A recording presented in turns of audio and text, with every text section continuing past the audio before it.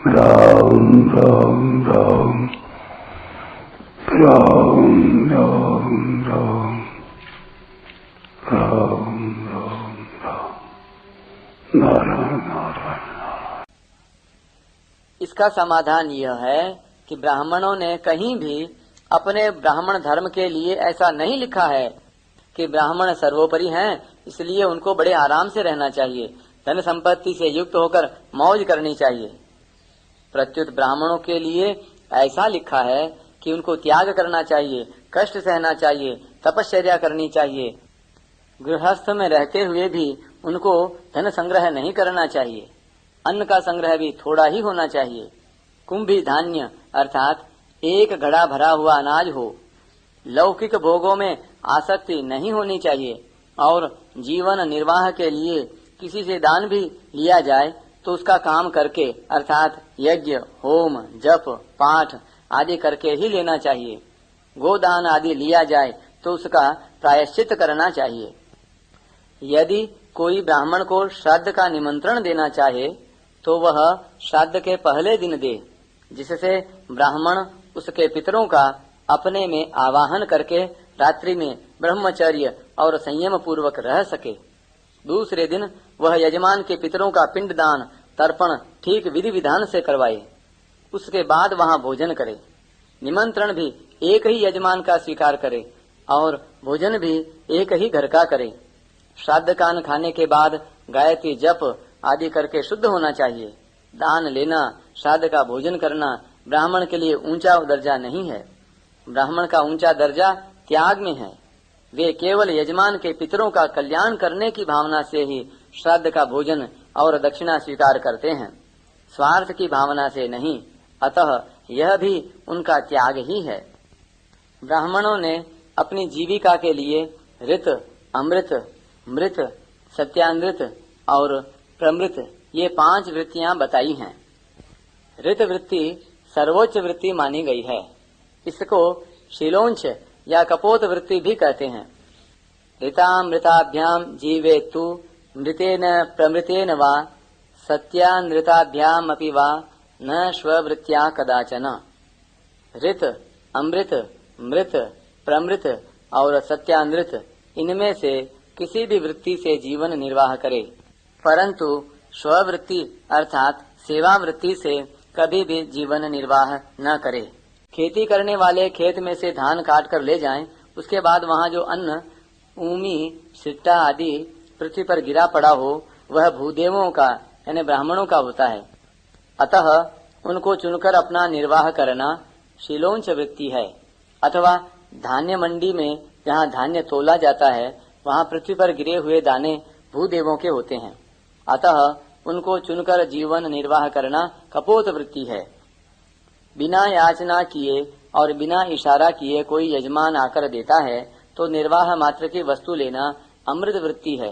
इसको अयाचित वृत्ति भी कहते हैं। सुबह भिक्षा के लिए गांव में जाना और लोगों को वार, तिथि, मुहूर्त आदि बताकर इस रूप में काम करके भिक्षा में जो कुछ मिल जाए उसी से अपना जीवन निर्वाह करना मृत वृत्ति है। व्यापार करके जीवन निर्वाह करना सत्यानृत वृत्ति है। उपर्युक्त चारों वृत्तियों से जीवन निर्वाह न हो तो खेती करे, पर वह भी कठोर विधि विधान से करे। कैसे? एक बैल से हल न चलाए, धूप के समय हल न चलाए आदि, यह प्रमृत वृत्ति है। उपर्युक्त वृत्तियों में से किसी भी वृत्ति से निर्वाह किया जाए उसमें पंच महायज्ञ अतिथि सेवा करके यज्ञ शेष भोजन करना चाहिए। ब्राह्मण और क्षत्रिय के लिए यह निषेध आया है कि वह स्ववृत्ति अर्थात सेवा वृत्ति कभी न करे। न स्ववृत्तिया कदाचन सेवा स्ववृत्ति राख्याता तस्मात् ताम परिवर्जयेत।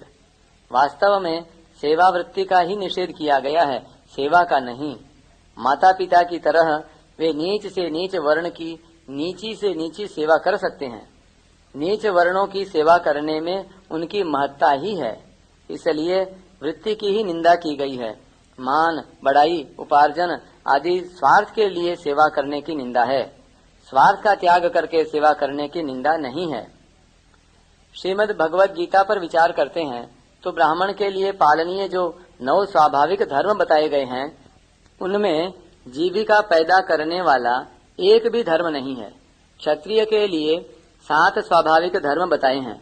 उनमें युद्ध करना और शासन करना, ये 2 धर्म कुछ जीविका पैदा करने वाले हैं। वैश्य के लिए 3 धर्म बताए हैं, खेती, गोरक्षा और व्यापार, ये तीनों ही जीविका पैदा करने वाले हैं। शूद्र के लिए एक सेवा ही धर्म बताया है, जिसमें पैदा ही पैदा होती है। शूद्र के लिए खान पान, जीवन निर्वाह आदि में भी बहुत छूट दी गई है। भगवान ने स्वे स्वे कर्मण्यभिरतः संसिद्धिम लभते नरः पदों से कितनी विचित्र बात बताई है कि शम, दम आदि 9 धर्मों के पालन से ब्राह्मण का जो कल्याण होता है, वही कल्याण शौर्य, तेज आदि 7 धर्मों के पालन से क्षत्रिय का होता है। वही कल्याण खेती, गोरक्षा और व्यापार के पालन से वैश्य का होता है, और वही कल्याण केवल सेवा करने से शूद्र का होता है। आगे भगवान ने एक विलक्षण बात बताई है कि ब्राह्मण, क्षत्रिय, वैश्य और शूद्र अपने अपने वर्णोचित कर्मों के द्वारा उस परमात्मा का पूजन करके परम सिद्धि को प्राप्त हो जाते हैं। स्वकर्मणा तमभ्यर्च्य सिद्धिम विन्दति मानवः। वास्तव में कल्याण वर्णोचित कर्मों से नहीं होता, प्रत्युत निष्काम भाव पूर्वक पूजन से ही होता है। शूद्र का तो स्वाभाविक कर्म ही परिचर्यात्मक अर्थात पूजन रूप है, अतः उसका पूजन के द्वारा पूजन होता है, अर्थात उसके द्वारा दुगनी पूजा होती है। इसलिए उसका कल्याण जितनी जल्दी होगा उतना जल्दी ब्राह्मण आदि का नहीं होगा। शास्त्रकारों ने उद्धार करने में छोटे को ज्यादा प्यार दिया है, क्योंकि छोटा प्यार का पात्र होता है और बड़ा अधिकार का पात्र होता है। बड़े पर चिंता फिक्र ज्यादा रहती है, छोटे पर कुछ भी भार नहीं रहता। शूद्र को भार रहित करके उसकी जीविका बताई गई है और प्यार भी दिया गया है। वास्तव में देखा जाए तो जो वर्ण आश्रम में जितना ऊंचा होता है, उसके लिए शास्त्रों के अनुसार उतने ही कठिन नियम होते हैं। उन नियमों का सांगोपांग पालन करने में कठिनता अधिक मालूम देती है, परंतु जो वर्ण आश्रम में नीचा होता है उसका कल्याण सुगमता से हो जाता है। इस विषय में विष्णु पुराण में एक कथा आती है। एक बार बहुत से ऋषि मुनि मिलकर श्रेष्ठता का निर्णय करने के लिए भगवान वेद व्यास जी के पास गए। व्यास जी ने सबको आदर पूर्वक बिठाया और स्वयं गंगा में स्नान करने चले गए। गंगा में स्नान करते हुए उन्होंने कहा, कलयुग तुम धन्य हो, स्त्रियों तुम धन्य हो, शूद्रो तुम धन्य हो। जब व्यास जी स्नान करके ऋषियों के पास आए तो ऋषियों ने कहा, महाराज आपने कलयुग, स्त्रियों और शूद्रों को धन्यवाद कैसे दिया?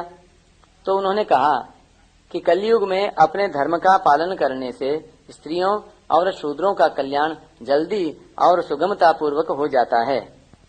यहाँ एक और बात सोचने की है कि जो अपने स्वार्थ का काम करता है वह समाज में और संसार में आदर का पात्र नहीं होता।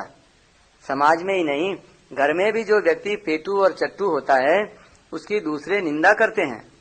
ब्राह्मणों ने स्वार्थ दृष्टि से अपने ही मुंह से अपनी ब्राह्मणों की प्रशंसा, श्रेष्ठता की बात नहीं कही है। उन्होंने ब्राह्मणों के लिए त्याग ही बताया है।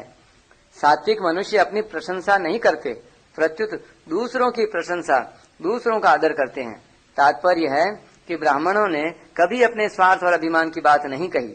यदि वे स्वार्थ और अभिमान की बात कहते तो वे इतने आदरणीय नहीं होते। संसार में और शास्त्रों में आदर न पाते। वे जो आदर पाते हैं वह त्याग से ही पाते हैं। इस प्रकार मनुष्य को शास्त्रों का गहरा अध्ययन करके उपर्युक्त सभी बातों को समझना चाहिए और ऋषि मुनियों पर, शास्त्रकारों पर झूठा आक्षेप नहीं करना चाहिए। ऊंच नीच वर्णों में प्राणियों का जन्म मुख्य रूप से गुणों और कर्मों के अनुसार होता है। चातुर्वर्ण्यम मया सृष्टम गुण कर्म विभागशः।